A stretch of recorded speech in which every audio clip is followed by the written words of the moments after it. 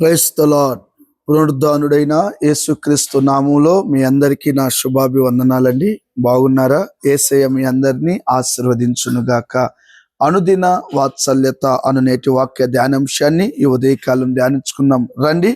పరిశుద్ధ బైబిల్ గ్రంథములో నుంచి దావీదు గారు రాసిన కీర్తన 30వ సంకీర్తన 11వ వాక్య భాగాన్ని నేను చదువుతాను. వీలైతే బైబిల్ తెరిచి వాక్యాన్ని గమనించండి.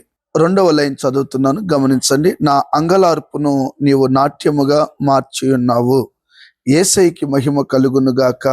ప్రియమైన దేవుని బిడ్లారా, చదవబడిన ఈ వాక్య భాగంలో ఈ భక్తుడు అతడు జీవితంలో ఎన్నెన్నో నిందలు, అవమానాలు, శ్రమలు, కష్టాలు, ఇరుకుల మధ్యలో తను పొందిన ఆ వేదనంతట జ్ఞాపకం చేసుకొని అంటాడు, నా అంగలార్పును నాట్యముగా మార్చినావయ్యా అంటాడు.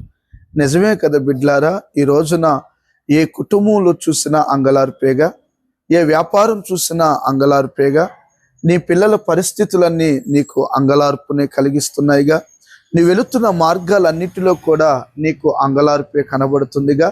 ఒక్క మాటలో చెప్పాలంటే ప్రతి కుటుంబము ఏదో ఒక సమస్య ద్వారా అంగలార్పు మధ్యలో కొనసాగుతూనే ఉందిగా.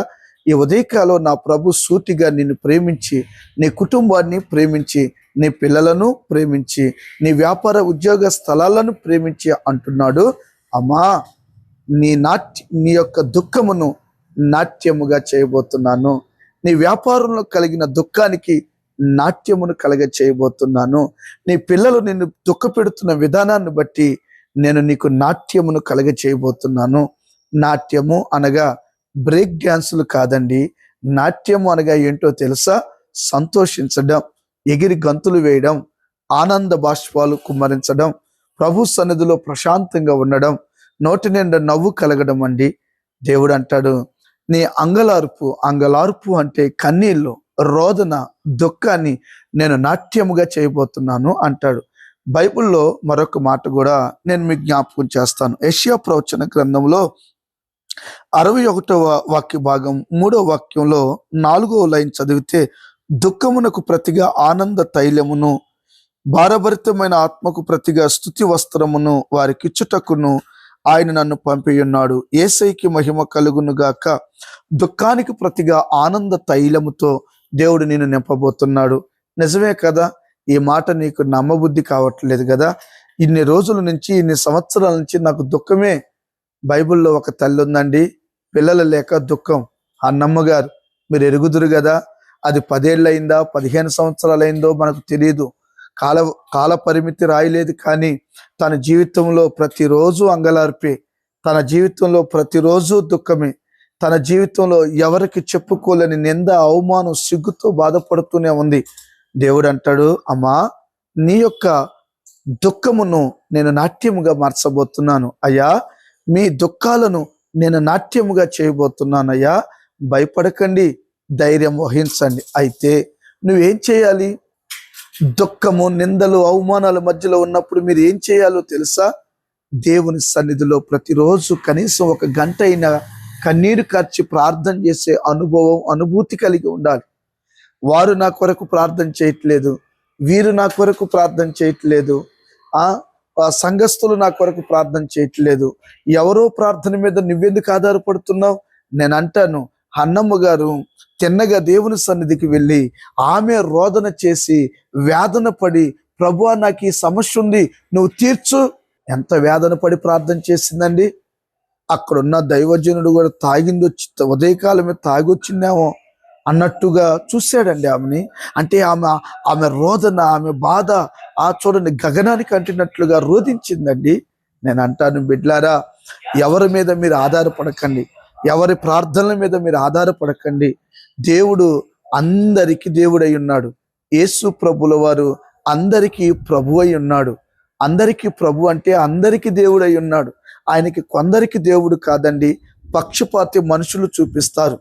తల్లిదండ్రులే పిల్లలకి ఆస్తి విషయంలో అటు సగం ఇటు సగం వ్యత్యాసాలు పంచుతున్నారండి. ఈ రోజున చూడండి, బంధువులే మనకే అన్యాయం చేయాలని చూస్తున్నారండి.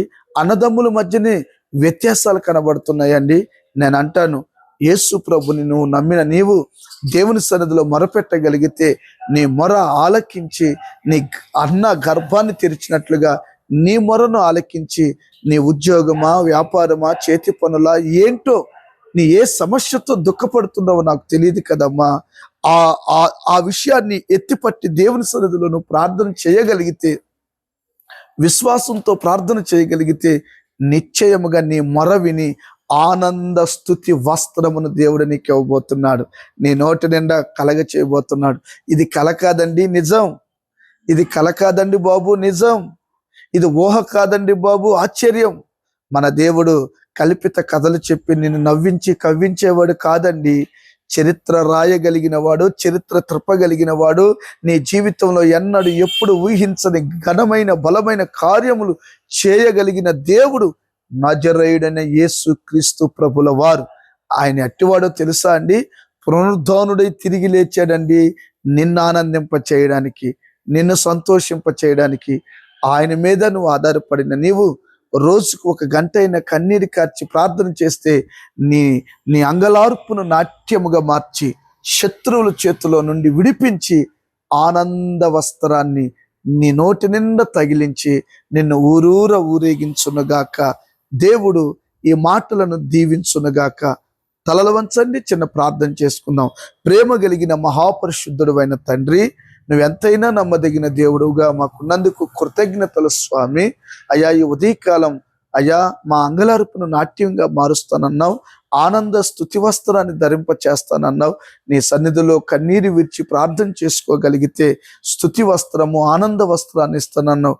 అలాంటి స్తుతి వస్త్రాలతో బిడ్డలను నింపి వారి ప్రతి పరిస్థితి అనుకూలంగా మార్చమని యేసు శక్తి కలిగిన నామాన్ని అడిగి పొంది నాము తండ్రి. Amen, amen. Thank you. God bless you. ప్రియమైన దేవుని బిడ్లారా, ఈ అనుదిన వాత్సల్యత డైలీ ప్రామిస్ వాగ్దాన సందేశాలు మీరు వింటున్నారు కదూ. అనేకులకు షేర్ చేయండి, అనేకులకు తెలియపరచండి. వారిని ఆశీర్వదిస్తాడు, నా దేవుడు మిమ్మలను బలపరుస్తాడు. ఇలాగూ ఈ పరిచర్యను అనేకులకు షేర్ చేయాలని ప్రేమతో కోరుకుంటున్నాను. Thank you. God bless you. దేవుడు మీ అందరినీ ఆశీర్వదించునుగాక. Amen, amen.